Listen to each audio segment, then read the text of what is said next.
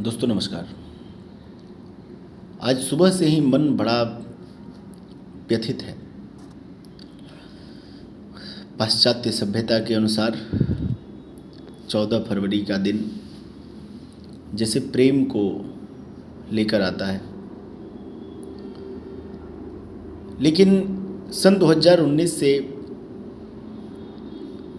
2019 में जो घटना घटी पुलवामा में, जो हमारे देश के लगभग 40 वीर जवानों ने माँ भारती के प्रति अपना प्रेम दिखाया, अपना समर्पण दिखाया, उस दिन से यह दिवस हमारे लिए एक काले दिवस के रूप में जाना जाता है। उस दर्द को लेकर के आता है। कई बार जब हम रामायण देखते हैं, महाभारत देखते हैं, तो उसमें हमें देखने के लिए मिलता है, उसमें फिल्माया गया है कि जब कोई वीर रणभूमि में वीर गति को प्राप्त होता है तो देवलोक के सारे लोग देवलोक में उसका स्वागत करते हैं। हमारे भी मन में यह भावना आती है, और एक बार तो मैंने कुछ लिखने का भी प्रयास किया था, मैं सुनाता हूँ। कितनी तपन होती है, कितनी आग होती है इनके अंदर। ग्लेशियर के सियाचिन में बर्फ को भी पिघलाते हैं भारत के सैनिक। दुनिया में किसी भी सैनिक के अंदर ये साहस नहीं है जो भारत का सैनिक करता है।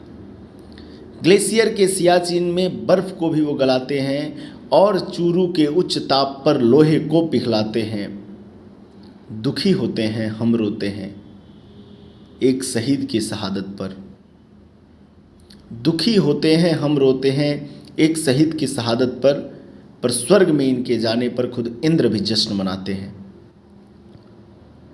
एक शहीद की क्या इच्छा होती है। मैं अपनी इच्छा के अंदर शहीद की इच्छा को व्यक्त करने का प्रयास करता हूँ और उन शहीदों को याद कर श्रद्धांजलि अर्पित करने का प्रयास करता हूँ। चरण माँ भारती के मैं तो धोना चाहता हूँ। चरण माँ भारती के मैं तो धोना चाहता हूँ।